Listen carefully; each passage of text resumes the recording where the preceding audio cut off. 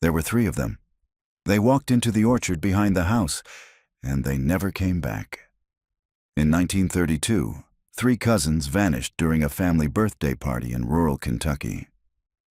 By sunset, the cake had gone cold. By midnight, their parents were in handcuffs.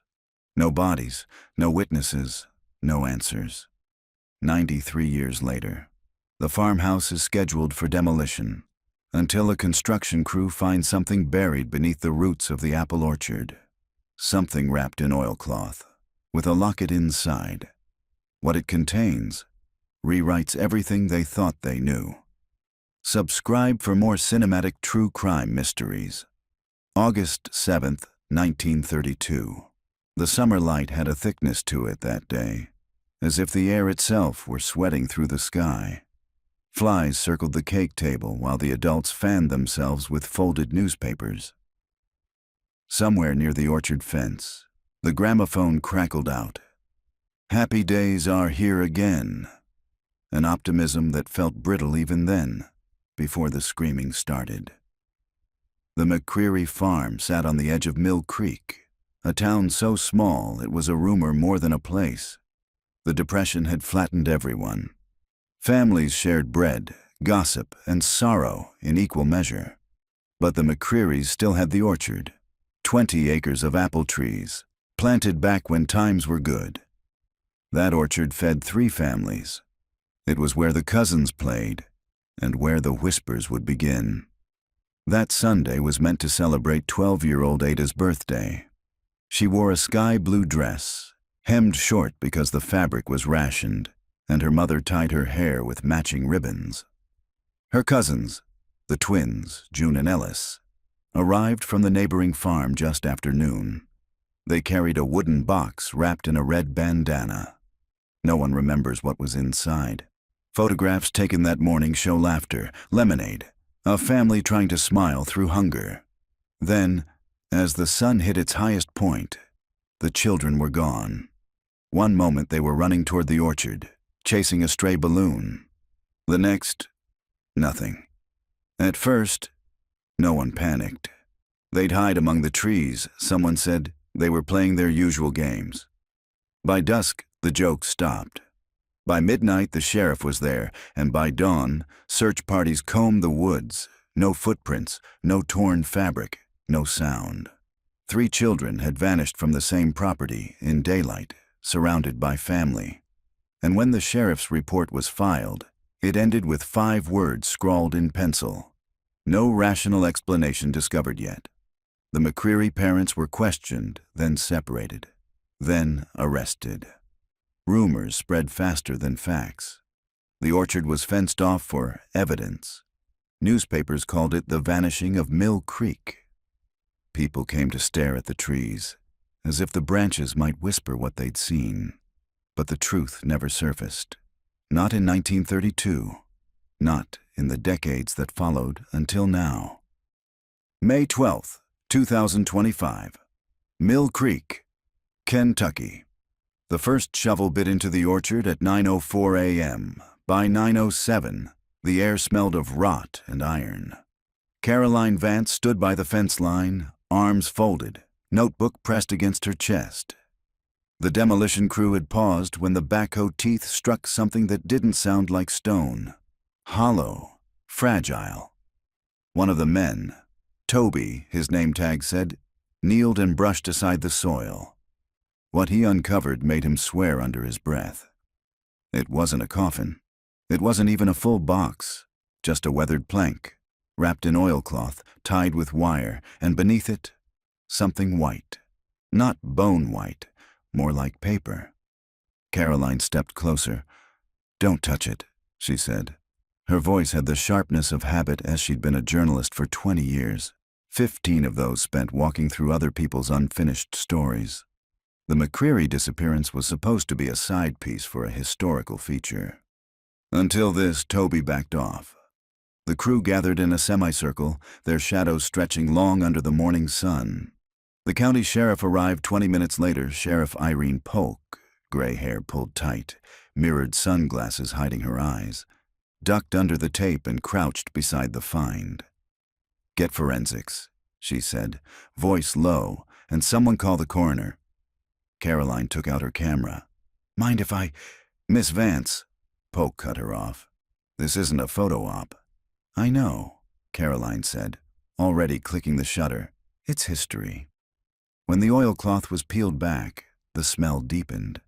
A sour mix of damp wood and something older. Inside was a small metal locket, tarnished but intact. The initials engraved on the back, A.M. Ada McCreary. Caroline's breath caught. It's her, she whispered. Sheriff Polk looked at her. You're certain? I've seen the photo. Ada wore a locket like that. Her father ordered it from the Sears catalog in 1931. Polk didn't answer right away. She straightened, scanning the orchard.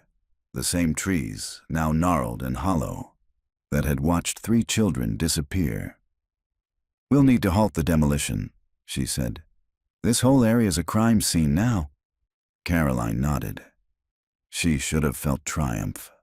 Instead, she felt the slow curl of dread. Because she knew what came next. The excavation, the headlines, the old ghosts clawing their way out of the ground. By noon, the news vans had arrived. Someone leaked the coordinates. Reporters clustered by the fence, microphones pointed like bayonets. 93 years later, the orchard gives up its first secret.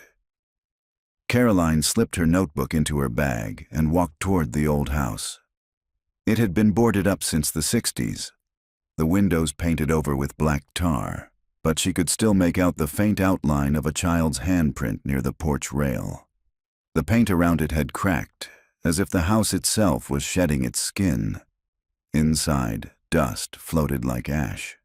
A single chair remained in the kitchen. On the table, someone had carved words into the wood long ago. We didn't mean to. Caroline traced the letters, feeling the grooves with her fingertips. The marks were uneven, desperate. She pulled out her recorder and spoke softly. Found initial carving inside McCreary farmhouse kitchen. Phrase reads, we didn't mean to. Could be pre-war etching or later vandalism. Tone suggests confession. Outside, the sheriff called her name. Caroline stepped back into the sunlight. The coroner was lowering a small evidence bag into a cooler. Inside, the locket glinted faintly. Caroline thought of the old newspaper photograph she'd studied the night before. Ada, June, and Ellis, standing beneath the apple blossoms, smiling, unaware that history would soon erase them. Now, for the first time in nearly a century, one of them had spoken again, through a relic pulled from the dirt. She knew she'd be staying in Mill Creek longer than she'd planned, and she knew the orchard wasn't done talking. May 13th, 2025.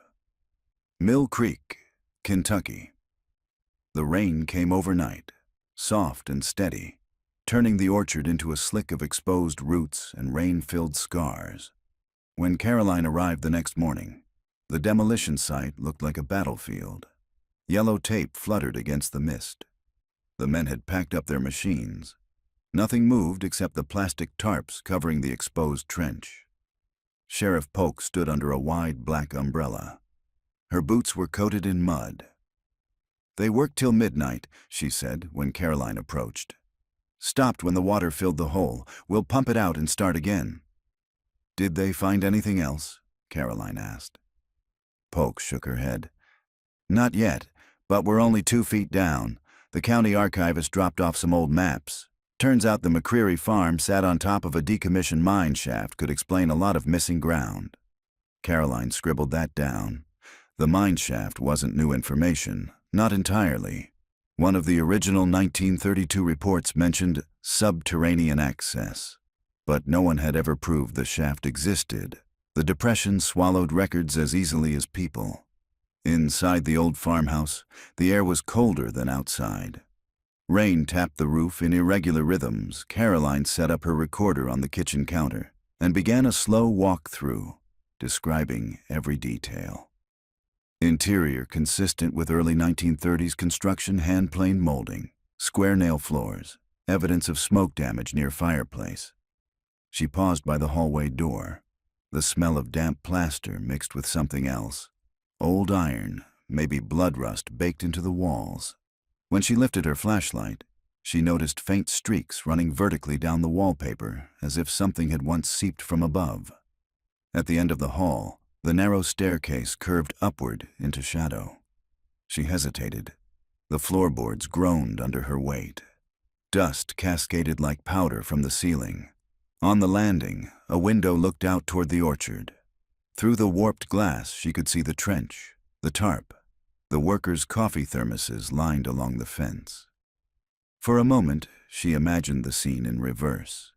Children running through the grass, the flash of a blue dress, a balloon tangled in branches. The same air, the same earth. Only time had shifted. She opened the door to the first bedroom. The wallpaper had peeled in strips, exposing wooden slats beneath. She aimed the flashlight and froze. Words again. Carved deep this time, crossing over each other like tally marks. We heard her in the dark. Her throat tightened. Her. Singular. Not them. Ada, June, or someone else. She took a photo, steadying her hands. The grooves were old, decades at least, but they hadn't been made with a child's hand. The angles were deliberate, carved by someone with strength, with purpose. Downstairs, the front door creaked open. Miss Vance. Sheriff Polk's voice echoed up the stairwell. Caroline exhaled and turned back. Up here. Polk's footsteps climbed slowly. You shouldn't be inside without clearance. I was documenting surface evidence, Caroline said, lowering the camera. Found something on the wall. Polk leaned in, reading the carving. Her expression didn't change. Get your pictures, then let's go. The soil samples came back. There's calcium consistent with animal bone, but not human yet. Yet, Caroline repeated. Optimistic. Polk gave a dry half-smile. You write for the Courier, right? You'll get your story. Just don't get in my way. When they stepped back outside, the clouds had begun to break.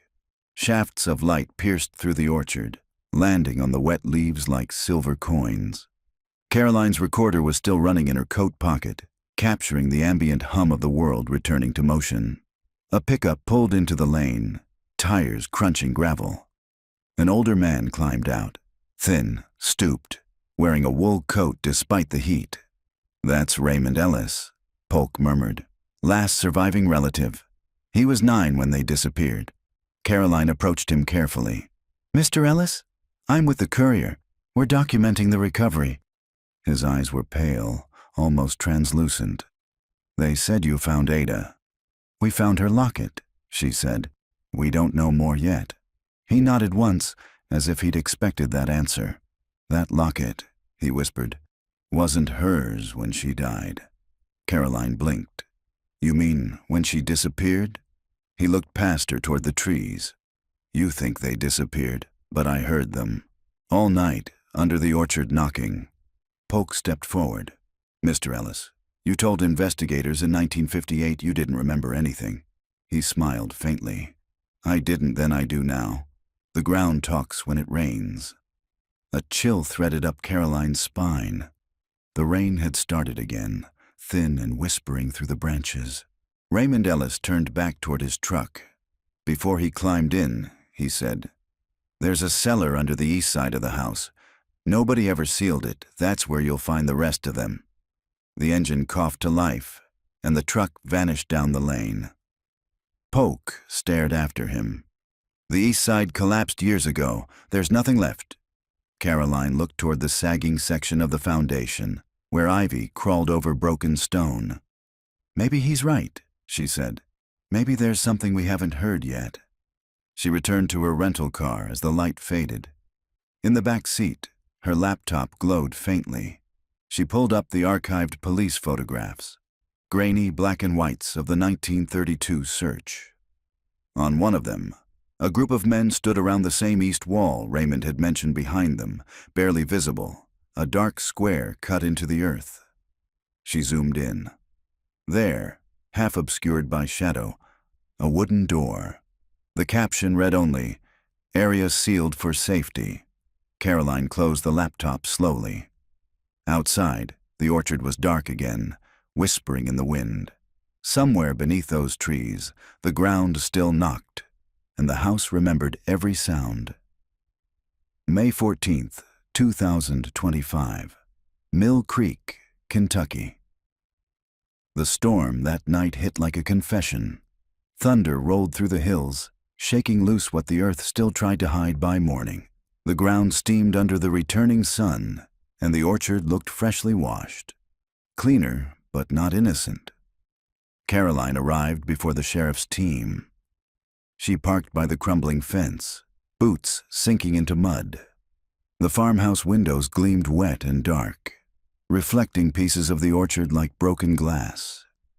Somewhere beneath her feet was the cellar Raymond Ellis had spoken of. The rest of them, he'd said. His words had followed her through sleep. She stepped inside. The air still smelled of plaster and rain. Dust motes swirled in the sunlight, seeping through the cracks. She moved toward the eastern side, where the floor slanted downward. The boards here were soft, swollen from years of moisture. Her flashlight traced the seams, then caught on something, a line in the dust. Straight, deliberate. She knelt. The line wasn't a crack. It was the edge of a trap door, barely perceptible beneath a layer of grime. She ran her fingers along the edge until they met a small, rusted ring. "Raymond," she murmured, almost like a prayer. The wood resisted at first, groaning like an old hinge awakening. Then it lifted. A wave of cold air rose up, thick with the smell of wet stone and something metallic. She aimed her light downward. Stairs, narrow, uneven, swallowed by shadow. "Miss Vance!" Sheriff Polk's voice came from outside. Cutting through the stillness, Caroline startled, losing her grip. The hatch slammed shut with a hollow thud.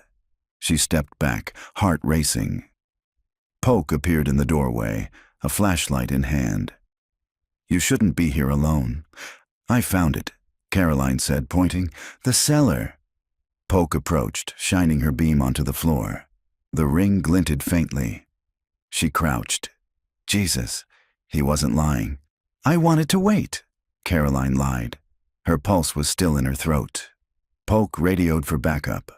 "We'll document and descend together if there's evidence down there. It's been waiting long enough." Within an hour, 2 deputies and a forensic tech arrived. They rigged floodlights and tested the staircase for stability. The first few steps held. Beyond that, darkness. Polk descended first, followed by the tech, then Caroline, recorder in hand. The air grew colder with each step, saturated with the smell of earth and mold. When her foot hit the packed dirt floor, she realized how deep it was. At least 12 feet below ground. The beams of light fanned out across the cellar walls. It wasn't large, maybe 12 by 15 feet, but it had been built with precision. Brick walls, hand-mortared. Wooden shelves along the far end. Some collapsed, others intact. Mason jars lined the shelves, sealed, unbroken, filled with murky liquid. The forensic tech leaned closer. "These aren't preserves," he murmured. Inside one jar floated a child's ribbon, blue faded to gray. Another held marbles, cracked and cloudy. A third contained something that looked like paper, folded tightly, edges curling with age. Caroline stepped closer. Her flashlight beam trembled. She recognized the fabric in the first jar, the pattern of daisies. She'd seen it in a photograph from 1932 Ada's dress. She swallowed hard. "They kept things," she said softly. "Trophies." Polk moved to the back wall. "There's something else here." Embedded into the bricks was a wooden beam. Carved into it were initials: A.M., J.E., and E.M., Ada, June, Ellis. Beneath them, newer letters, shakier, etched with a knife. "It wasn't supposed to be us." The words seemed to hum in the still air. Caroline felt her stomach tighten. The forensic tech began photographing. His flash illuminated something under the shelf. A small pile of fabric, When he lifted it, dust fell away, revealing a leather-bound book, waterlogged but intact. The cover had once been green, embossed on the front. Family Ledger, 1931 to 1932. Caroline's recorder caught her whisper. They kept records. Polk nodded toward the tech. Bag it carefully. We'll examine it upstairs. As they turned to leave, Caroline's light swept across the far corner and froze on a shape, a depression in the dirt, no bigger than a small child. Inside it, something glimmered faintly, a single button catching the light. Her voice was barely a breath. Sheriff. They uncovered it with gloved hands. The button belonged to a shoe, small, scuffed, with a strap across the top. When they lifted it, the heel came loose, exposing what had been hidden beneath, a sliver of bone, pale against the dark soil. Silence filled the cellar. Polk spoke quietly. Call the coroner and seal the site. Caroline turned off her recorder. Her hands trembled. The cellar smelled of old secrets and the end of denial. The rain returned by late afternoon.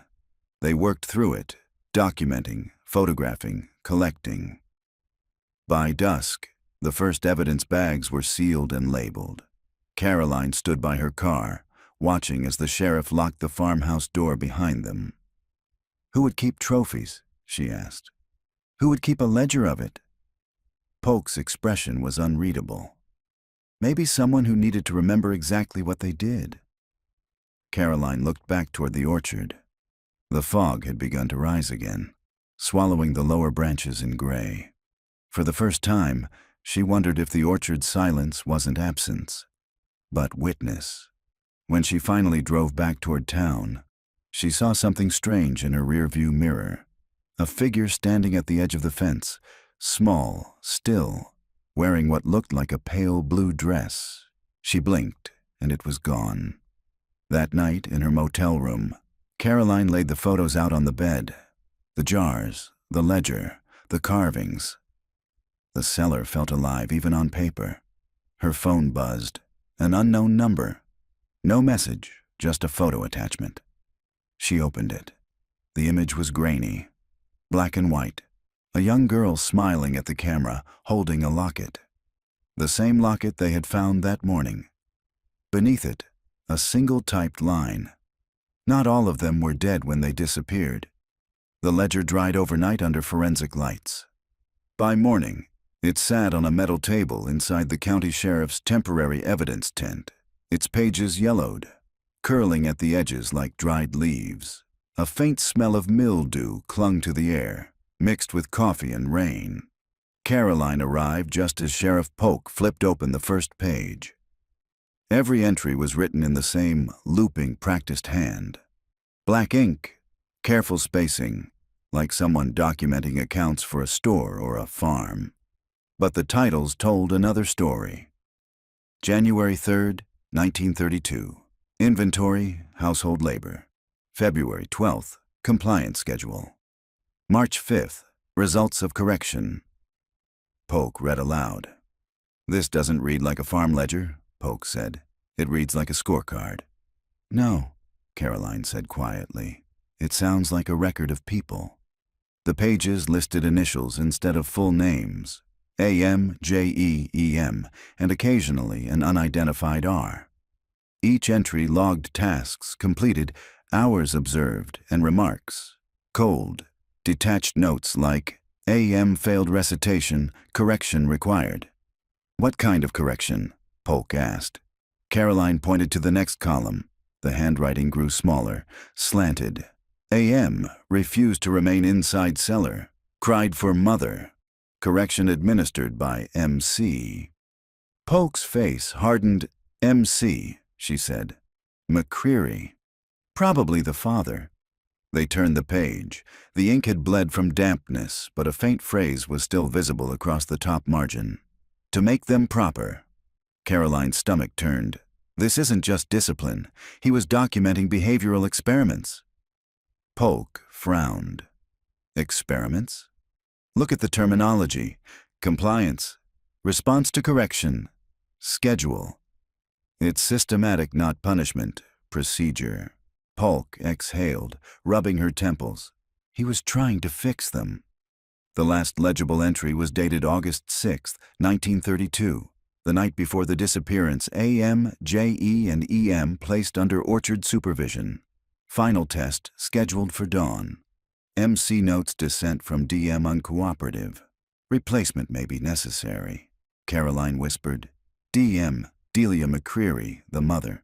She was arrested too, Polk said, for obstruction, but charges dropped after her death. She died that same year, Caroline murmured. Heart failure, they said. Polk's radio crackled from the corner table. A deputy's voice came through the static. Sheriff, you might want to step outside. We've got something in the orchard. Polk left without a word. Caroline stayed. She couldn't move. The words on the page swam before her eyes, but one phrase anchored her. Final test, scheduled for dawn. What test? She turned back a few pages, looking for patterns. Each entry ended with either obedient, stubborn, or revised. But the last column, written faintly in pencil, had numbers beside the names 1, 2, 3, and beside AM, the number 4 circled 3 times. Caroline ran her finger over it. The 4th, she whispered. The tent flap opened. Wind gusting through Polk's voice carried in. We found another cavity, under the oldest apple tree. Caroline closed the ledger and followed. The orchard shimmered under the returning sun. Mud glistened like oil. The excavation site had shifted 50 yards east, where the ground dipped around the roots of a massive apple tree. Deputies knelt in the soil, brushing away dirt from what looked like a wooden crate no larger than a suitcase. This was wrapped in burlap, one said, dated 1932 on the nails, found a second locket inside. Caroline crouched beside it. This locket was oval, brass, slightly dented. Inside was a photograph. 3 children standing in front of the same tree they'd just dug beneath, but someone had scratched an X across one face. Ellis. She felt the breath leave her lungs. He survived, she said. Raymond? Polk asked. Yes. Ellis was his middle name. He changed it after the trial. He was one of the children in this photo. Polk frowned. So the X? What does that mean? Maybe it means he wasn't supposed to survive. Polk called over a deputy. Get Raymond Ellis on the line. If he's still in Mill Creek, bring him in. By early evening, Caroline sat across from Raymond inside the sheriff's office. Rain streaked the window behind him, turning the glass into a moving blur. I told you there were more, he said. His hands shook as he set down a handkerchief. The orchard's roots grow over what's buried. They feed on it. Caroline leaned forward. Raymond, your father kept a ledger. He wrote about something called a test. His eyes fluttered shut. The Sunday lesson. What was it? He hesitated, voice thin. He made us kneel in the orchard at dawn, said God's light saw who was pure and who was weak. If you flinched when the sun hit your eyes, you failed. And then he stopped. Caroline's voice softened. And then what? He said the ground would take you back. Polk watched him carefully. You think he buried them alive? Raymond didn't answer. His eyes had drifted toward the rain, far away, trapped in the orchard again. There was singing, he whispered. Ma tried to stop him. That's why she died. The room fell silent except for the ticking of the wall clock. Caroline's phone buzzed. A message from an unknown number, one sentence. He wrote more than one ledger. Attached was a photograph. Another book, identical, lying open on what looked like a wooden table covered in dirt. The timestamp on the file read 2:17 a.m. Polk saw her expression. What is it? Someone's down there, Caroline said quietly. Someone who already knows what we're going to find next. That night, Caroline couldn't sleep. The motel walls felt thin, the silence too dense. She laid the ledger on the desk, its pages whispering when she turned them. On the inside cover, something caught her eye. a faint indentation beneath the paper, like writing pressed from another page. She held it under the lamp and shaded lightly with a pencil. Letters emerged, jagged and uneven. Not buried, planted. Outside, the wind lifted the curtains. The sound it made was almost like knocking. And somewhere in the orchard, under roots that had grown for nearly a century, something waited for light. May 16th, Mill Creek, Kentucky. By dawn, the fog rolled thick through the valley, a gray milk that swallowed the orchard whole. Caroline hadn't slept more than an hour. The pencil rubbing, not buried, planted, still hovered in her mind like a riddle. She left the motel before sunrise, camera bag slung over her shoulder, thermos of burnt coffee in hand. The road to the McCreary property was empty, except for mist curling across the gravel. Sheriff Polk was already there, standing beside a county truck. Her breath smoked in the chill. "Morning," she said. "You're early." "I couldn't wait." Polk lifted a tarp from a pile of boards stacked near the shed. "We're shoring up the east wall. Soil's collapsing faster than expected." Caroline nodded toward the smaller outbuilding at the edge of the property, the orchard caretaker's shed. "That's still locked?" Polk followed her gaze. "Wasn't even on the blueprints. County bought the property after the arrests, turned it into storage. Nobody's been inside since the 50s. The padlock hung rusted but intact. Caroline ran a thumb across it. "The message I got last night. The photo looked like this table." Polk arched a brow. "You're saying whoever sent it's been inside?" Caroline didn't answer. The lock crumbled after one hit from the bolt cutters. The door sighed open. Inside smelled of engine oil and damp cedar. Dust sheeted everything: the bench, the tool rack, the cracked window. But beneath the smell of rot was another scent, faint and metallic, like dried ink.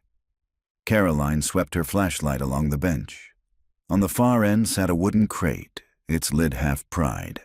Inside, neatly stacked, were bundles of paper tied with twine. She tugged one free. The cover was the same green leather as the first ledger. "Second volume," she whispered. Polk called for evidence bags. "We process it properly." But curiosity won first. Caroline eased the book open just enough to glimpse the first page. The handwriting was the same, but the tone had changed. September 12th, 1932. Continuation of Orchard Record. Phase 2 begins without DM. Her resistance noted. New subjects pending. Caroline's mouth went dry. Phase 2, Caroline read. Like the first 3 children were a trial run. Polk leaned over her shoulder.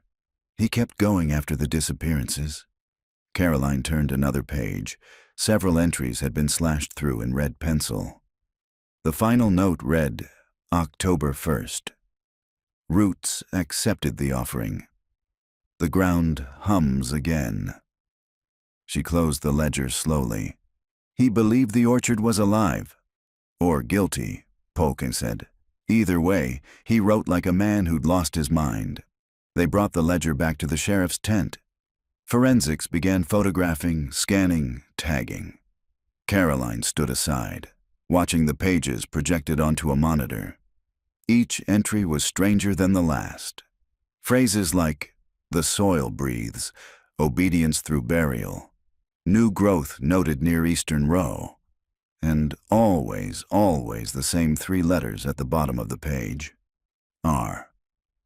A. Polk frowned. That's not McCreary's initials? Caroline thought back to Raymond Ellis's tremor-soft voice. He made us kneel in the orchard at dawn.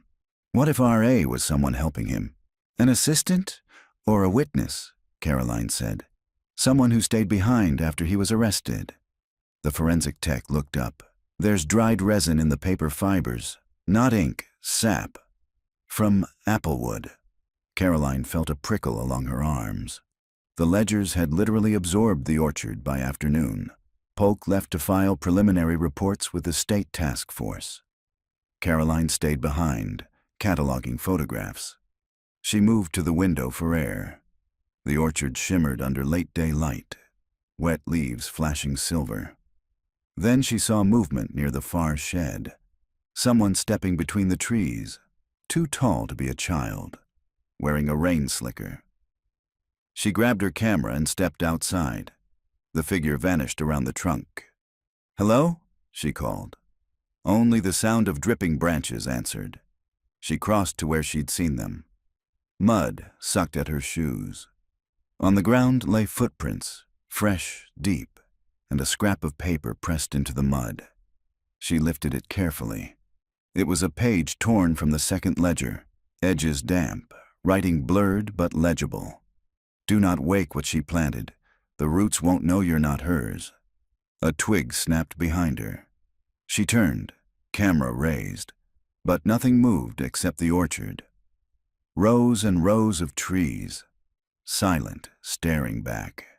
That evening at the motel, Caroline spread both ledgers on the bed. The first ended the night before the disappearance. The second began a month later, after the arrests. Someone had continued the records long after McCreary should have been in custody. She opened her laptop and searched county archives again. After 3 false leads, she found it. A caretaker hired by the state in late 1932 to maintain the seized property. Ruth Ann McCreary Polk's Ray, Delia's sister. The aunt no one ever questioned. Caroline scrolled through the microfiche photo attached to the record. A woman in a plain dress, standing beside the orchard, eyes narrowed against the sun. In her hands, pruning shears. Behind her, the same massive tree where they'd found the crate. Caroline's phone buzzed. A new message, same unknown number. She kept planting. "Look under the caretaker's shed." She looked toward the window. Across the dark field, a single light glowed in the direction of the orchard, faint, flickering, like someone carrying a lantern. She grabbed her flashlight and recorder. Her pulse drummed steady as thunder. The night air was thick with dew. Frogs croaked from the creek. When she reached the shed, the door was still ajar from earlier, the air inside colder than the night itself. She swept her light across the floor. One of the planks near the back wall bowed slightly under her weight. She knelt. Beneath the board, soil, and beneath the soil, cloth. She peeled back the dirt inch by inch until the beam of light caught glass, ajar, sealed, filled with pale liquid. Inside floated a coil of hair, blonde, tied with ribbon. On the lid, scratched letters, R.A.M., Ruth Ann McCreary. Caroline whispered, "You weren't keeping records, you were keeping roots." Her phone vibrated again. No text this time, just an audio file automatically downloading. She played it. A woman's voice crackled through static, low and breathless. "They think the children died, but the orchard took them. It wanted more. It always wants more." The file ended with a single sound. Knocking. 4 times. Caroline stared at the phone until the screen dimmed. Outside, the wind moved through the branches with a whisper that almost sounded like breathing somewhere beneath the shed. The earth shifted, and the orchard waited for dawn. May 17th. Mill Creek. The morning broke colorless and still. The orchard, washed by a night of thin rain, shimmered with a kind of restrained calm, as if it had taken a long breath and was now waiting to exhale. Caroline walked the perimeter tape with Sheriff Polk, boots sinking in the softened earth. "State forensics will be here by noon," Polk said. "They'll pull the jar you found under the shed. We'll log it as biological evidence." Caroline nodded but kept staring at the tree line. The previous night's voice message echoed in her head. They think the children died, but the orchard took them. She hadn't told Polk about it. Not yet. Not until she understood what it meant. They reached the caretaker's shed again. The forensic techs had marked the floorboards with chalk and left the jars sealed inside a cooler. Caroline crouched near the spot and brushed away loose dirt. The soil was strangely light. Not loam, but ash mixed with clay. She pressed a handful between her fingers. It smelled faintly sweet, like dried apples. "Sheriff," she said softly. This isn't just dirt, she said. It's what's left of somebody. Polk joined her. Fertilizer, maybe? Caroline shook her head. This is human ash. Someone burned something here long ago and tilled it back into the ground. Polk's jaw tightened. Ruth Ann? Caroline looked up. I think she kept the orchard alive the only way she knew how. At county records that afternoon, Caroline combed through a gray box labeled Property Holdings 1932 to 1938. Most pages were brittle, carbon-copied deeds typed in fading violet ink.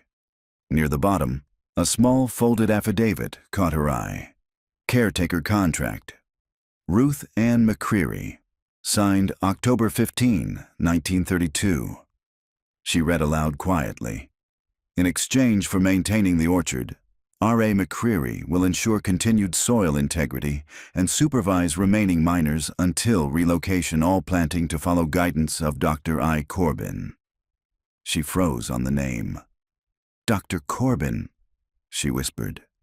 No one had mentioned a doctor before. She turned the page. Attached was a letter on crisp stationery, stamped St. Augustine Institute for Child Development, Lexington, Kentucky. Miss McCreary, your observations from the orchard are invaluable. Continue documenting root growth correlation with emotional stimuli. Phase 3 commences upon receipt of subjects. Caroline's hands trembled. This wasn't superstition, she murmured. This was an experiment. She scanned the signature. Dr. Isaac Corbin, director. The name was typed, but the pen flourish beneath was unmistakably feminine. That evening, she met Polk at the motel cafe. Steam rose from their coffee cups. The rain outside ticked against the window. St. Augustine, Polk repeated after hearing what Caroline had found. I know that name. They ran state homes during the Depression. Behavioral reform. All shut down in the 40s. They used the McCreary farm as a site, Caroline said, and Ruth Ann was their caretaker. Why bury the kids? Polk asked. Caroline shook her head slowly. Not bury, plant. They thought trauma could be trained out like a weed emotional stimuli, the letter said. The orchard was the laboratory. Polk leaned back. So the doctor, Corbin, was running it.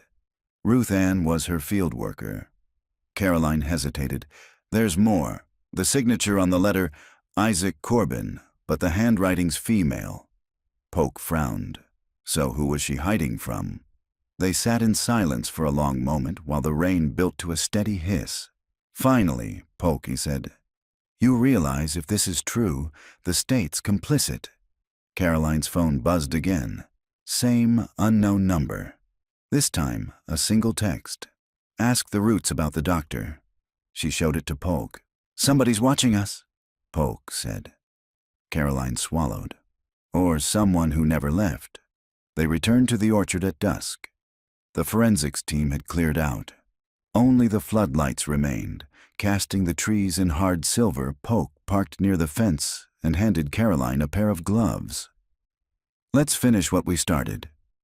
They pried up the remaining floorboards inside the shed. Under the second layer of planks was another cloth bundle, smaller, wrapped tight with twine. Inside lay a notebook sealed in waxed paper. Unlike the ledgers, this one was delicate, pages covered in looping fluid handwriting. The first line, Ruth Ann McCreary, personal record, 1933. Polk exhaled. You found her diary? Caroline turned to the first full entry. The doctor says the soil sings when it's fed properly. She says obedience grows best when tended by guilt. I do what she asks because the children's voices never stopped. They tap when it rains. Another page. The Roots moved again last night. I saw a face beneath the apple tree. I think it was Ada. The doctor said not to speak her name. Names make them restless. Caroline's throat tightened. The handwriting grew more erratic further in. Lines slanted upward, ink blotted. She comes every month from Lexington. Brings jars and little knives. Says we're close to understanding how memory grows. She calls it the bloom. Polk whispered. My God. The final entry was dated October 4th, 1933. She told me to prepare 3 more beds, said the first crop was successful, but the ground cries now. I hear them every night, knocking under the trees. I think the orchard wants me next. Caroline closed the diary, fingers shaking. She didn't last much longer. Records say Ruth Ann disappeared in 34. Polk nodded grimly. Guess the orchard took its caretaker. They sealed the diary in evidence bags. Outside, wind rattled the branches, heavy with unpicked fruit. The air smelled faintly of smoke and something else, the copper tang of sap. As they locked the shed, a low creak rippled through the orchard. One of the oldest trees tilted ever so slightly, roots exposed just enough to show what lay tangled among them. A strip of cloth, the color of a faded nurse's uniform. Caroline's flashlight caught the faint outline of embroidered letters on the hem. I see, she whispered. Isaac Corbin. Polk stared. So the doctor's still here? Maybe not alive, Caroline said, but she never left. That night, back in her motel, Caroline listened again to the old voice recording, the one found on her phone. Through the static, she heard a second voice layered faintly beneath the first. She slowed the playback, adjusted the pitch. 2 voices, one pleading, one calm, instructing. Obedience through memory, the calm voice said. Every root remembers its fruit. The second voice sobbed. Please, I'm still here. Caroline pressed a stop. The silence after was unbearable. She looked out the window. Across the dark field, the floodlights were off now. Only the orchard glowed faintly under the moon. For a moment, she thought she saw movement again. Something shifting under the soil, slow, circular, like breath. The ground hummed, and the orchard remembered everything. May 18th, Lexington, Kentucky. The archives building sat behind the old university hospital, a windowless block of sandstone with the air of a place that preferred to forget what it held. Caroline signed in under a gray sky that threatened rain. Her badge read, Investigative Researcher, Mill Creek Inquiry. The clerk barely looked at it. The file she'd requested waited on a cart marked Restricted, St. Augustine Institute, 1929 to 1934. It was heavier than she expected. Faded folders, photographs, yellowed carbon copies, all brittle ghosts of bureaucracy. She carried the stack to a quiet table by the microfilm readers. The fluorescent light buzzed overhead. The first folder held faculty rosters. There it was, Dr. Isaac Corbin, Director of Behavioral Development. A passport photo paperclipped to the page showed a woman in her 30s, hair pulled tight, eyes dark and steady. Below her printed title, someone had scrawled in pencil, Isa Corbin, do not correspond. Caroline's stomach tightened. Isa, not Isaac. She flipped the page. The next document was a letterhead memo dated March 1932. To Field Director R.A. McCreary. Phase 1 of orchard study proceeding under satisfactory conditions. Subject response promising. Continue planting schedule as outlined in Chart B.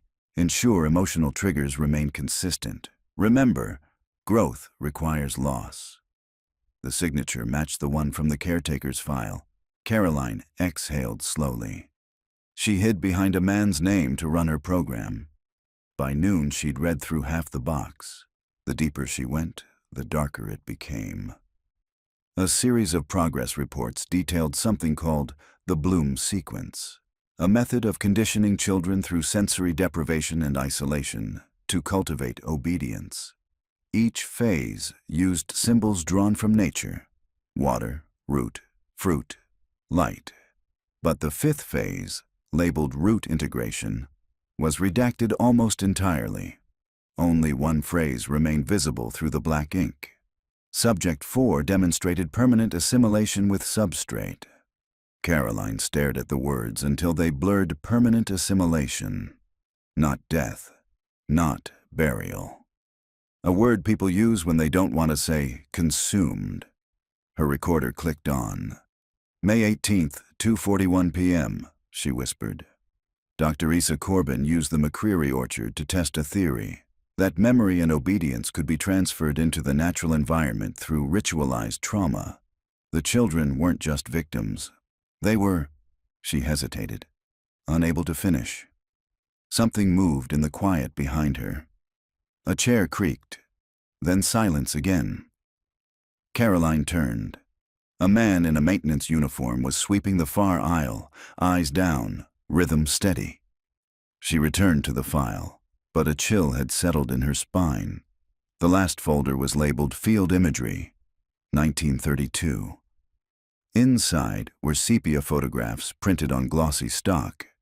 Each depicted a child standing near an orchard tree. Some smiled, some didn't. On the backs were not names but words: obedient, stubborn, defective. The final photo was different. It showed a woman, Isa Corbin herself, kneeling by a sapling. The ground around it was freshly turned. The photo's back read, "Bloom achieved." Caroline packed her notes, slid the folder back, and checked her watch, 4:10 p.m. Outside, the rain had started. A cold, insistent drizzle that made the city shine like mercury.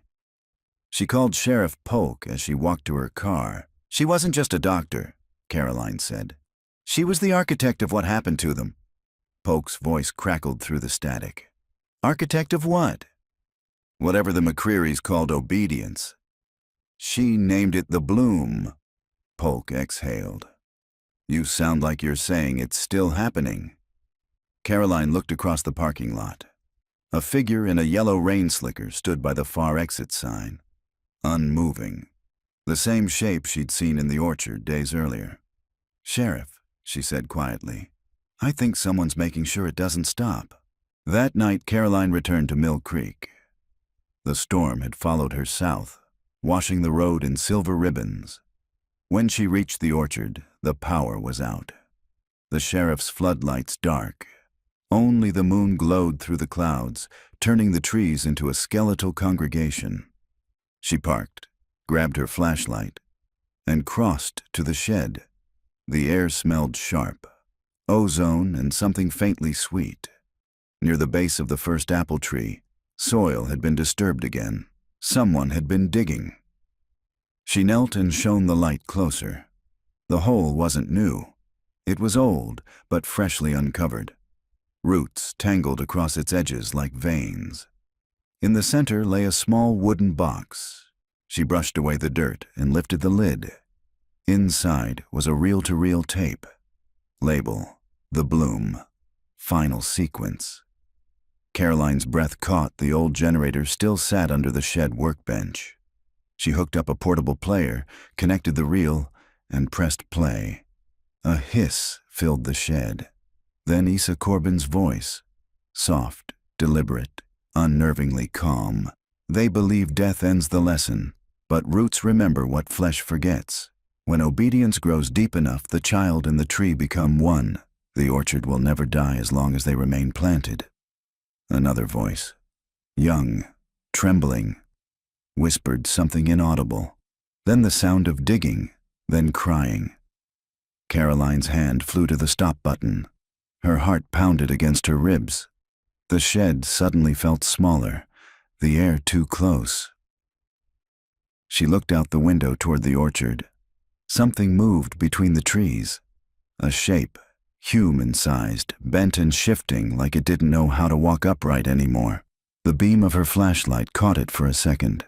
A pale face, eyes open, mouth full of soil. Then it was gone. She stumbled outside, scanning the rows, but the orchard had fallen silent again. Only rain dripping through leaves, only the wind. Caroline backed toward the car, adrenaline still sharp. The words from the recording spinning in her head. Roots remember what flesh forgets. Behind her, somewhere deep among the trees, came a sound, slow, wet. The unmistakable creak of wood bending under weight, followed by a whisper, almost a voice carried by the wind. The bloom has begun again. At dawn, Sheriff Polk arrived to find Caroline sitting on the porch steps of the farmhouse, soaked and shaking. She clutched the reel in her lap. "It's her," Caroline said hoarsely. "Corbin, her voice. She called it the bloom." Polk crouched beside her. "We'll send it to the lab." Caroline's eyes were glassy. "She didn't stop in 33. She planted herself here. The roots, they feed on memory." Polk frowned. "You're saying she, what, became part of it?" Caroline looked up, rain dripping from her hair. "Look around you. Every tree that's still alive is from her generation. She's been feeding this place for 90 years. Behind them, the orchard swayed in the morning wind, leaves trembling like 1,000 tiny hands. The bloom wasn't over. It was blooming again. May 19th. Mill Creek, Kentucky. The orchard was cordoned off by dawn. Yellow tape rippled between the trees like a warning whispered to the wind Sheriff Polk had called in the State Archaeological Forensics Unit. Vans lined the gravel road, their headlights cutting through early mist. Caroline stood beside the largest tree, the one locals called the mother tree, its trunk twisted upward like a rope of petrified muscle. Beneath it, the soil bulged unnaturally, forming a shallow mound. "Ground radar says there's a void beneath it," Polk said, reading the technician's report. "About 8 feet down, roughly circular." "Like a cistern?" Caroline asked. The tech shook his head. "More like a chamber, wooden lining, possibly hand-built."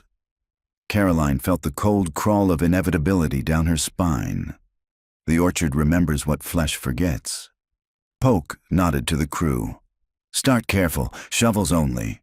By mid-morning, the excavation had exposed a hatch of weathered planks interlaced with roots. The air seeping from the opening carried a damp, sweet stench, soil mixed with rot and apple fermentation. Caroline crouched near the edge. "That smell," she said. "It's not decomposition, it's fermentation. Something's been preserved down there." The techs pried the hatch open. A puff of air hissed out, thick as breath. Beneath it, a narrow shaft descended into darkness. "We'll need respirators," Polk ordered. Ropes were lowered. Caroline volunteered first. Polk frowned. "You don't have to go down there." "I do," Caroline said. "It started with me reading the files. It should end with me seeing it." She clipped on the harness, adjusted her mask, and descended. The shaft walls were lined with wood and clay, smoothed like a cellar but reinforced by something else. Roots twisted through every seam, their pale tendrils pulsing faintly under her light. Moisture dripped in slow rhythms, almost like breathing. When her boots touched bottom, she found herself in a chamber no wider than a small bedroom. Wooden shelves clung to the walls, covered in glass jars filled with amber liquid. Some contained clumps of hair, others tiny teeth, others things too deformed to name. In the center stood a chair, identical to the one from Issa Corbin's hidden sub-level in Lexington, bolted to the floor. On the chair's seat lay a notebook sealed in wax. Caroline unwrapped it carefully. Inside, the first page was a letter written in a looping, graceful hand. "To whoever finds this, you must understand. I was not killing them. I was preserving what could not survive in this world. The government wanted obedience. I wanted remembrance. The children were not lost. They were rooted." Polk's voice echoed faintly from above.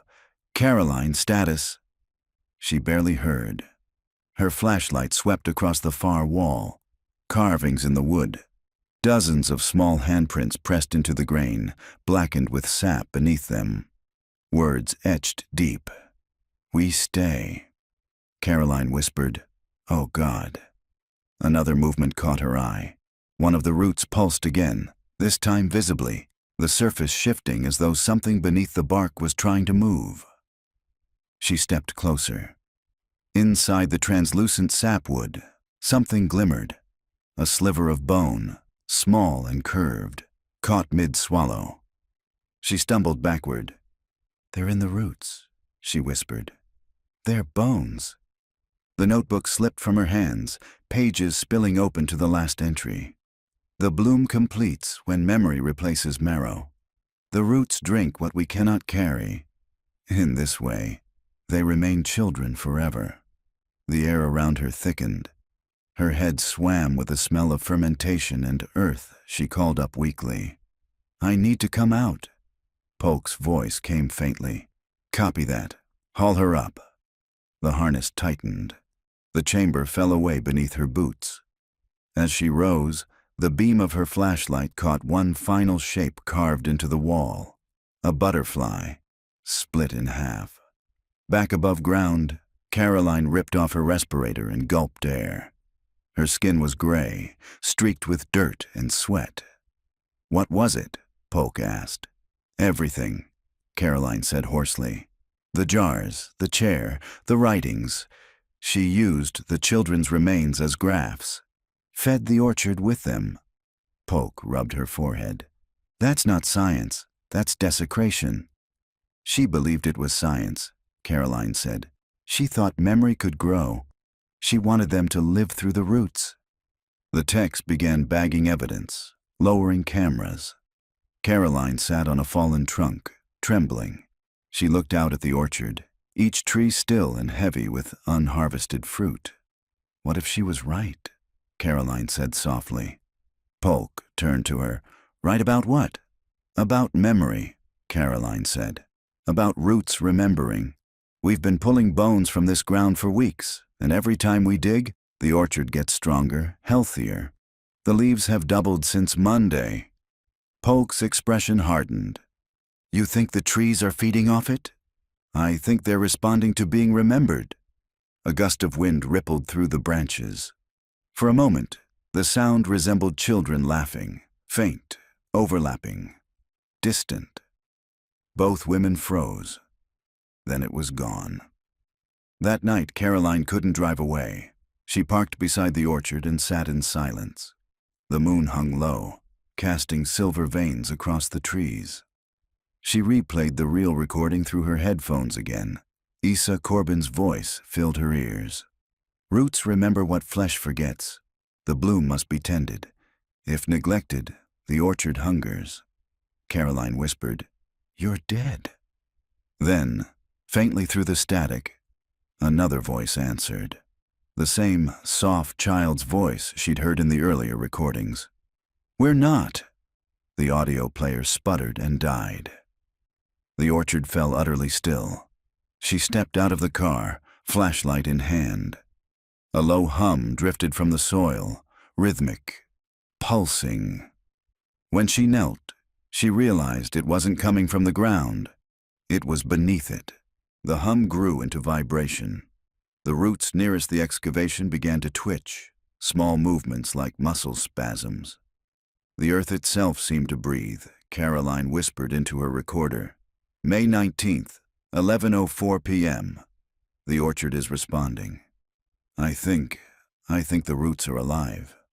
Something cracked behind her, a branch splitting under weight. She turned her flashlight. For one fleeting instant, she saw a shape half risen from the soil. Small, humanoid, covered in bark. Its eyes hollow but reflecting light like mirrors. Then it sank back beneath the roots, leaving only ripples of disturbed soil. Caroline staggered backward, breath shallow. The orchard settled again into silence, but the air now smelled unmistakably of fresh sap and something else. Apples, dozens of them, ripening all at once. She looked up. Every tree glistened with fruit, round and heavy, red as new blood, and when the wind passed through them, the sound it made wasn't rustling. It was whispering. May 20th, Mill Creek, Kentucky. By morning, the orchard was no longer silent. It creaked.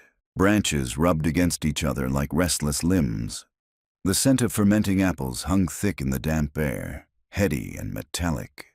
Sheriff Polk stood near the excavation site, staring at the impossible. The trees closest to the uncovered chamber had bloomed overnight, pale blossoms where there had been only leaves the day before. "This isn't natural," she said. Caroline, pale from exhaustion, adjusted her recorder. It's reactive. Issa Corbin's writings talked about memory through root networks. I think the orchard is waking up. Polk's deputy crossed himself. Ma'am, that's not a thing. Trees don't wake up. Caroline said nothing, her gaze fixed on the mother tree, its bark pulsing faintly, almost imperceptibly, like a heartbeat under skin. The state forensics team had arrived before dawn. Their scanners hummed over the soil, sending sonar waves into the roots. The readout returned fractured, unreadable images, like static interference, the technician said. Signal won't penetrate deeper than 6 feet. It's like something's absorbing the scan. Polk frowned. Absorbing? The tech nodded. It's not bouncing back. It's being taken in. By noon, a storm gathered. The sky dimmed to slate. The crew set up a tent for the dig, but the wind howled so hard the canvas snapped like a living thing. Caroline huddled with Polk under the farmhouse eave, watching the orchard sway. They're connected underground, Caroline said. A mycorrhizal network, roots exchanging nutrients, even signals. What if memory really does move through it? Corbin may have used that to preserve the children's minds. Polk shook her head. That's not preservation, that's entrapment. Rain began to fall, soaking the ground. It hissed against the apple blossoms, turning them translucent. Then, all at once, the wind died. Caroline stepped forward. Do you hear that? Polk listened. The orchard had gone perfectly still. Even the rain seemed muted. Then, knock, knock, knock. The sound rose from below the soil, rhythmic, deliberate, echoing from tree to tree like a code. Polk drew her gun instinctively. That's coming from under us, Caroline whispered. They're knocking again. The ground near the mother tree heaved slightly, just enough to send ripples through the wet earth. A root broke the surface, pale and slick like bone. The technician shouted from across the site. Ma'am, the scanner's reading movement. How much? Polk called. He stared at the monitor, wide-eyed. All of it. The entire orchard's moving. They retreated to the farmhouse while the storm swelled. The windows rattled. Rain slammed the roof like fists. Caroline sat by the old parlor window, staring out at the shifting trees. Their branches bowed and twisted toward one another. Forming dark arches against the lightning, Polk paced behind her. We've got to quarantine the site. Nobody comes within a mile until we get geologists out here. Caroline didn't answer. She was reading again from the wax-sealed notebook she'd taken from the underground chamber. The pages glistened faintly, as if they'd absorbed moisture. Or something else. Listen to this, she said softly. The orchard will hunger when the bloodlines fade. The roots require kin to continue the bloom. Polk frowned. Kin. Caroline turned the book toward her. The McCreary bloodline. Every generation. That's why the trees survive when nothing else grows here.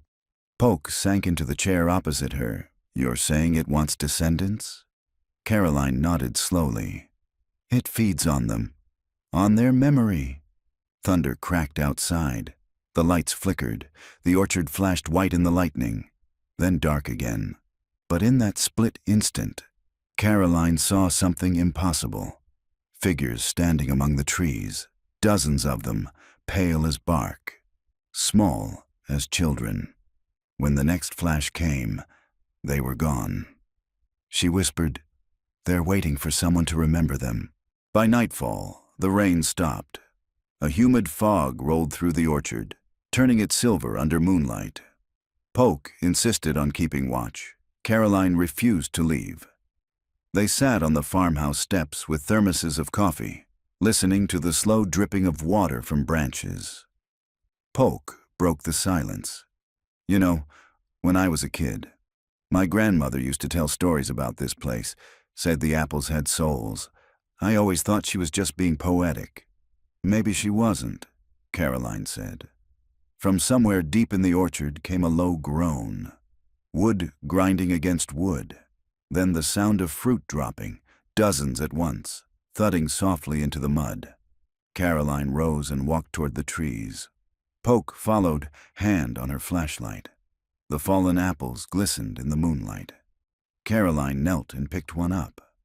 It was warm. When she turned it over, her breath caught. Embedded faintly beneath the translucent skin was the impression of a small face, eyes closed, lips parted, peaceful. She dropped it. Dear God. Another apple rolled toward her boot. This one was split open, revealing not seeds, but tiny teeth, perfectly formed. Polk gagged. We're leaving, now.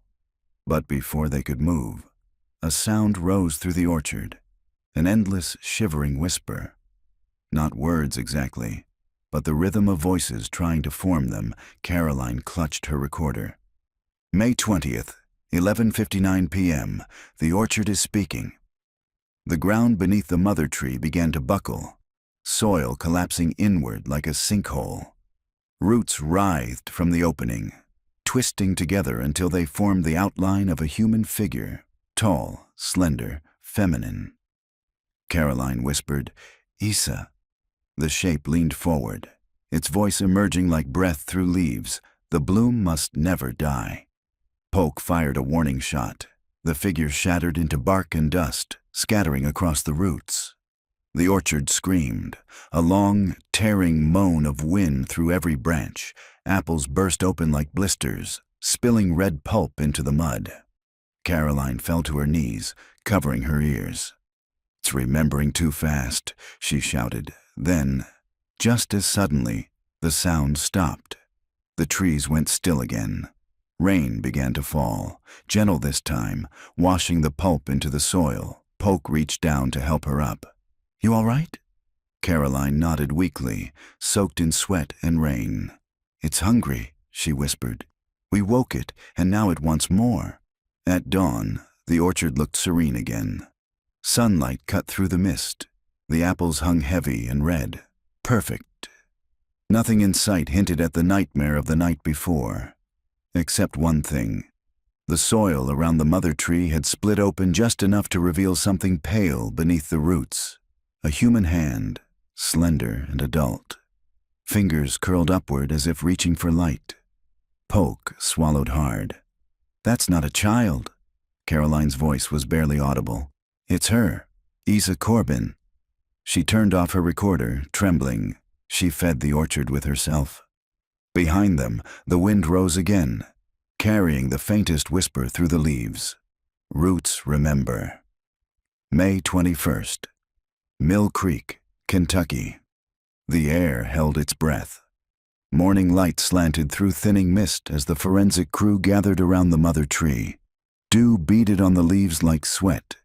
Caroline stood behind Sheriff Polk, camera hanging loose at her side. Neither woman spoke.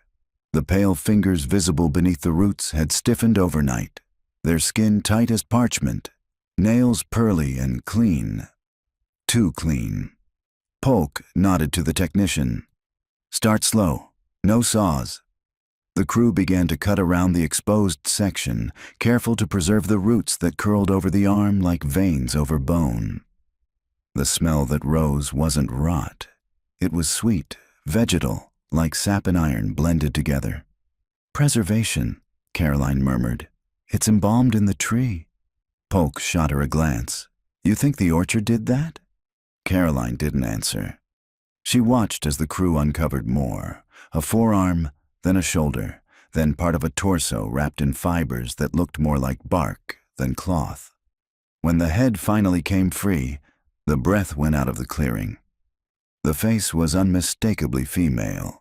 Familiar from grainy photographs, now rendered in sap and skin, her features were delicate. Skin stretched tight but intact. Wisps of silver hair clung to her scalp. Around her neck hung a chain of apple blossoms, dried but still fragrant. Caroline whispered, Isa Corbin. One of the technicians cursed softly. Christ, it's like she's part of it. Polk crouched beside the body. Get samples to the lab. DNA, tissue, whatever's left. Caroline knelt too, studying the way the roots had fused to the flesh. Thin tendrils entered through the skin and vanished beneath, as if veins and wood had traded places. She fed herself to it, Caroline said. The integration she wrote about, it wasn't metaphor. She meant it literally. The technician looked pale. If she's been here since 1933, decomposition should have reduced her to dust. But this is fresh. She's alive in the botanical sense. The tree's been keeping her stable. Polk straightened. Stable how? Living tissue exchange, he said faintly. The root system's replacing her cells. A shudder moved through Caroline. She's part of the network. They transferred the remains to the coroner's van by noon, sealed inside a climate-controlled capsule. But as the van pulled away, one of the younger deputies pointed back at the hole. "Sheriff, the roots, they're moving again." Polk turned. The roots left behind had already begun to knit themselves back together, closing the cavity like a wound. Within minutes, the opening was gone. Only smooth soil remained. Polk whispered, "It's protecting itself." Caroline said, "No, it's grieving." That evening, Caroline joined Polk at the county morgue. The coroner, Dr. Ames, met them at the door. "You might want to see this," he said grimly. Under bright light, Isa Corbin's body looked both human and not. Her skin shimmered faintly, a pattern of fine green veins tracing her arms. The scent of apple blossoms hung faintly in the sterile room. Ames pointed with gloved fingers. Her blood has been replaced by a sap-like fluid, high in sugars and enzymes, internal organs, partially converted to plant matter. There's chlorophyll in her tissue. Caroline stared. She turned herself into the orchard. Ames nodded. "It's the strangest preservation I've ever seen." He stepped aside, revealing the right hand. The fingers were curled tightly around something. He pried them open carefully. A small seed fell into the tray. Smooth, dark, pulsing faintly with heat, Caroline's breath caught. She left a new seed. Polk leaned close. "Bag it. I don't want it anywhere near the orchard." But before Ames could move, the seed rolled off the tray and hit the floor with a soft click. It split cleanly in half, and a thin green shoot emerged, curling toward the light. Caroline stumbled back. "It's germinating," Polk barked. "Contain it, now!" Ames dropped a steel lid over the sprout beneath it. The tiny stem twitched once, then went still. The air smelled briefly of apples and smoke. Outside, the rain returned, steady and cold. Caroline leaned against the wall beside the exit, shaking. "It's not over," she said. She left a way to start again. Polk's voice was quiet. "We'll destroy the seed." "You can't," Caroline said. "If it's linked to the others, burning it might—" "Cause what?" Polk demanded. Caroline hesitated. "Make the orchard scream." Polk looked away. "Tomorrow we burn it all anyway." Back at the motel, Caroline sat on the bed surrounded by evidence photos. Isa Corbin's face stared up from the prints, serene, unblinking. The pattern of roots on her skin mirrored the layout of the orchard. She realized, with a jolt, that each major tree aligned perfectly with the placement of the missing children's names in the original ledger. 4 primary trees. 4 subjects. She whispered, "Ada, June, Ellis, and Isa." Her phone buzzed again. No number, just another message. "You found her, now find yourself." Attached was a photo. Caroline standing at the edge of the orchard that very morning. The angle was from inside the trees. She froze. Someone, or something, had been watching her. Then, before she could react, the motel lights flickered, and the room filled with the sharp, sweet reek of apples ripening too fast. A soft knock, knock, knock echoed from the walls. Caroline whispered, "No." The sound came again, louder, from the door this time. She rose slowly, recorder in hand. "Who's there?" Silence. She opened the door. The hallway was empty. except for a single apple lying on the carpet, pale green, freshly picked. Her initials, CV, were carved into its skin. She dropped it instantly. The apple rolled once, split open. Inside, a seed pulsed faintly. Alive, Caroline whispered into the recorder, voice shaking. May 21st, 11:57 p.m. The orchard knows my name. At dawn, Sheriff Polk's radio crackled with static. A deputy's voice came through, panicked. "Sheriff, you'd better get back here. The orchard. There's new growth everywhere. Dozens of saplings, none of them where we planted." Polk's hand tightened around the radio. "What kind of saplings?" The voice answered, trembling. "Human-shaped." Polk closed her eyes. The orchard had begun to bloom again. And this time, it had remembered everyone. May 22nd. Mill Creek Orchard, Kentucky. The orchard was already burning when Caroline and Sheriff Polk arrived. Not with flame, but with light.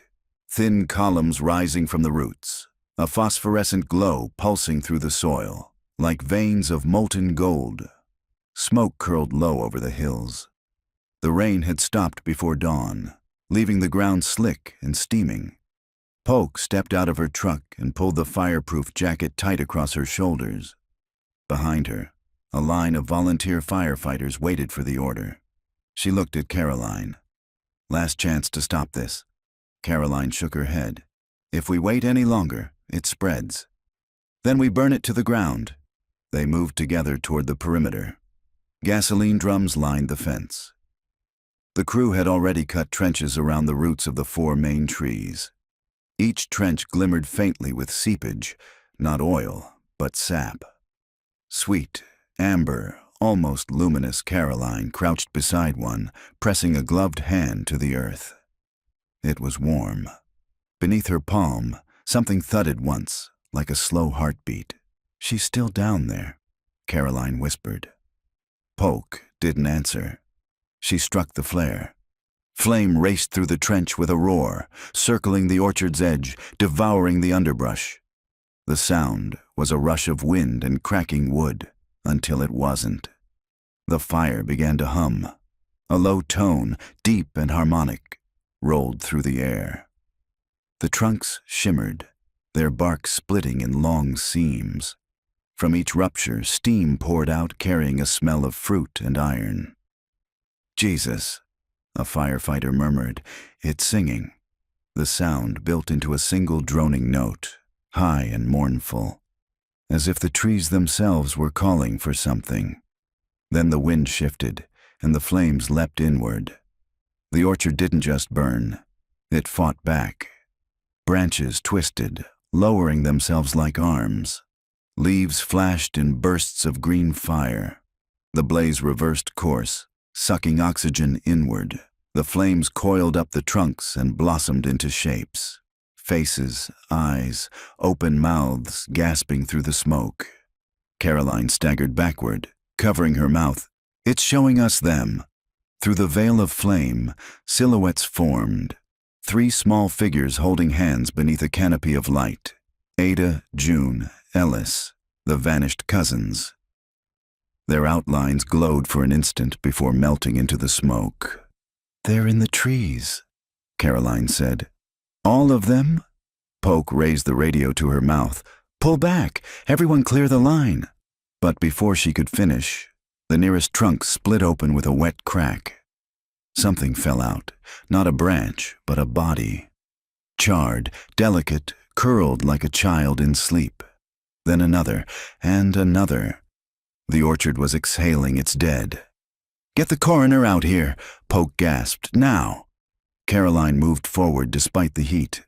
The bodies weren't decomposed. They were preserved, skin ashen but intact, each clutching a small object, a seed, a ribbon, a scrap of fabric. They looked peaceful, almost chosen. "This is what she meant," Caroline whispered. "She was saving them." A crack split the sky.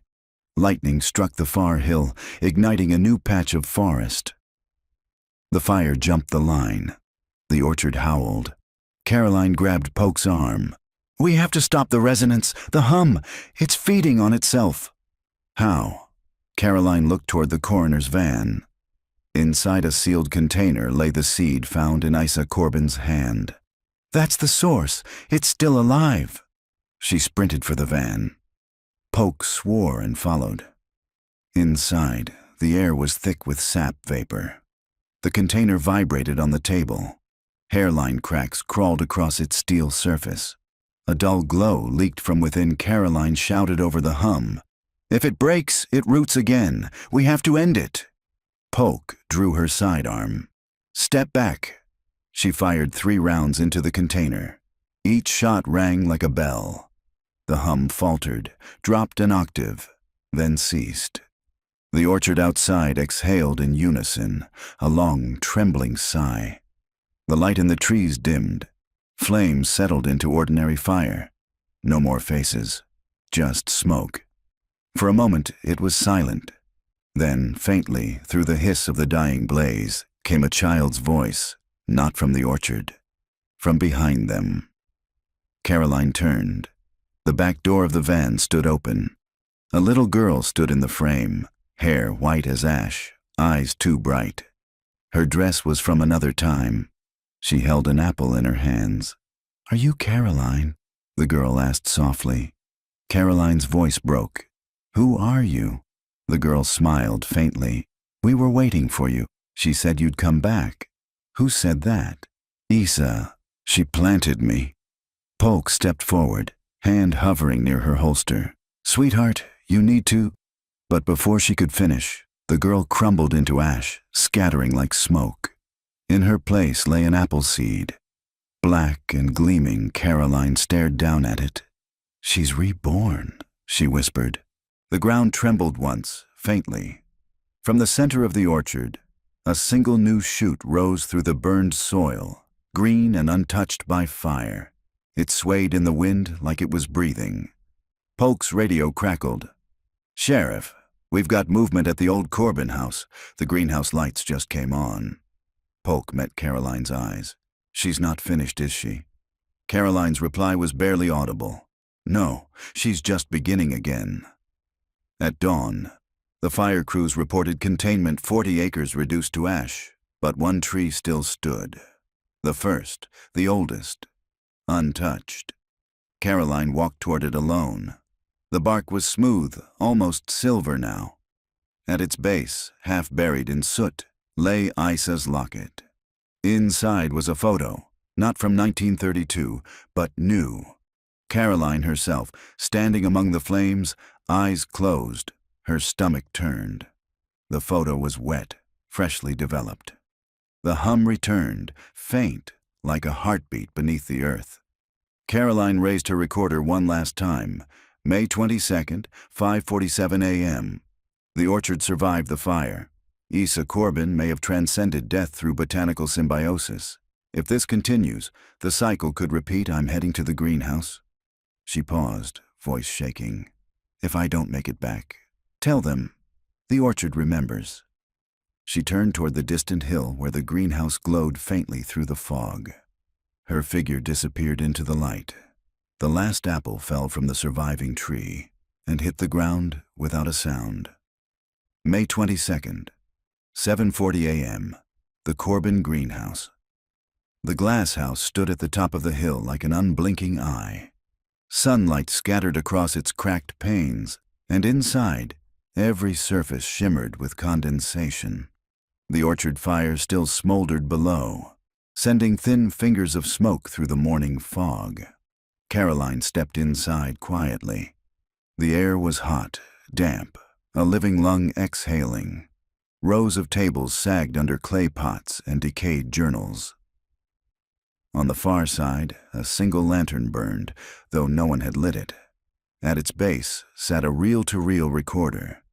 Its spools turned slowly, the tape humming through itself like a heartbeat. A label on the side read, "Integration, Final Entry, June 1933. Caroline swallowed and pressed play. Static. Then Isa Corbin's voice, older, thinner, but calm. "They won't understand what I've done," she said softly. Not yet. They call it disappearance.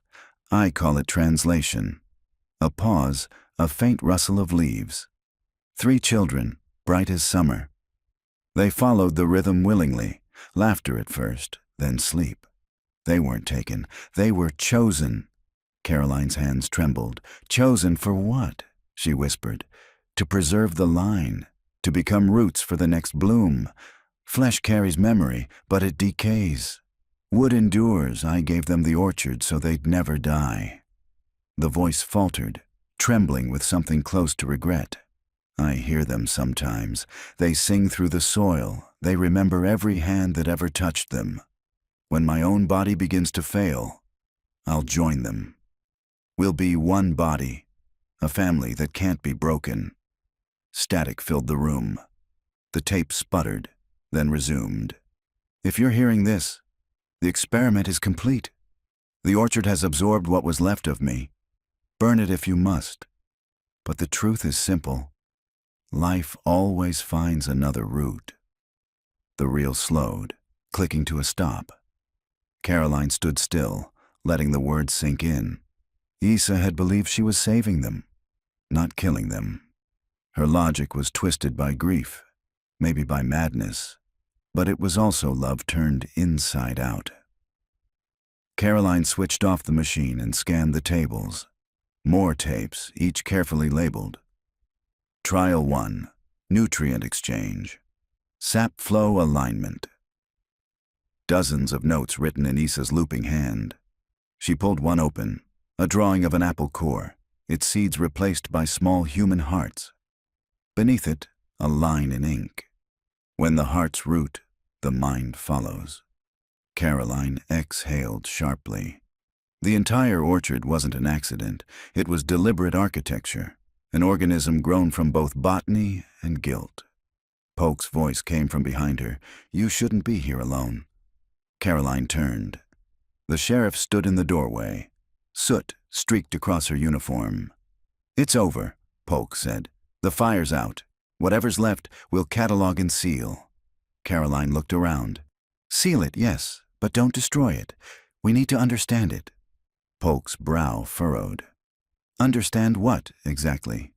Caroline pointed to the recorder. She wasn't trying to play God. She was trying to outlive guilt. Isa thought she could fix what she broke, that by merging herself and the children into the trees, she was preserving them. It's grief biology, a delusion made flesh. Polk stepped closer, studying the green sheen still clinging to Caroline's gloves. You've been breathing this air too long. Let's finish and get out. Caroline didn't move. There's one more tape. She held up a small reel, unmarked. The metal cool against her skin.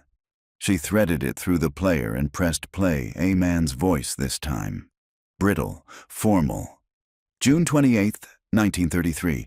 Subject IC exhibiting rapid decline. She insists integration was voluntary. Local authorities suspect homicide, remove evidence from site. Program relocated. A door slammed in the background. Another voice entered, softer, female. No more experiments, doctor. She's gone too far. Then Isa again, faint, distant. You can't kill what's already rooted. The tape snapped. Silence filled the greenhouse. Caroline stared at the broken reel, then whispered, It wasn't just her. Someone funded this. Polk's voice was quiet. Whoever did is probably long dead. Then we finish what she couldn't. Polk frowned. What do you mean? Caroline looked through the glass walls toward the orchard below, now smoldering and blackened. We return them. All of them. The children deserve graves, not roots. They began the process that afternoon. Forensic teams combed the ash, collecting fragments, bone, ribbon, bits of porcelain teeth. The air smelled faintly of sap and smoke. Each piece was placed into labeled containers. 43 in total. The orchard's silent census. Caroline worked until dusk. Dirt streaked across her face, hands trembling. She spoke to them as she worked. I'm sorry, she whispered. I know you were trying to be loved. I'll make sure they say your names again. Polk watched her quietly. For the first time since it began, she looked almost at peace. June 1st. Memorial Site. Mill Creek Cemetery. Under a gray sky, 43 markers stood in a gentle curve beneath the ridge. Each stone carried only a first name, carved in simple letters. At the center, a larger stone read, "The Bloom Children, 1932 to 1933. They were planted in silence. They return in memory." Caroline stood among them, recorder in hand. The air was still. No hum, no scent of apples. Polk approached, holding out a folded note. "Came for you this morning. No return address." Caroline unfolded it. A single line written in delicate, spidery script. "You finished the garden." No signature, only a pressed apple blossom inside, brown and dry. She slipped it into her coat pocket and whispered, "Yes, Isa, it's finished." Polk said quietly, "What happens now?" Caroline turned toward the ridge. "We let them rest, and we remember what obsession looks like when it forgets love." The wind rose, carrying the faint scent of blossoms. Just air. Nothing more. Caroline smiled faintly. For the first time in weeks, she believed the silence was real. She turned off the recorder. The red light blinked out. The investigation was over. The orchard was ash. And the dead, finally, were only dead. Afternoon sunlight spilled over the Corbin homestead, warm and golden. Children's laughter rang from the back garden as Isa set the birthday cake on the table. 3 cousins, cheeks flushed, eyes bright. Ada June. "Ellis," she smiled, though her hands trembled. "Make a wish," she said. They did, blowing out the candles together. For a heartbeat, all was joy. Then Isa's husband appeared at the door, face pale. "They're asking again about the experiments," he murmured. "You promised it was done." Isa looked at the children, her nephew and nieces, and whispered, "It's never done. They're too fragile for this world. But in the orchard, they'll never wither." Outside, the wind shifted.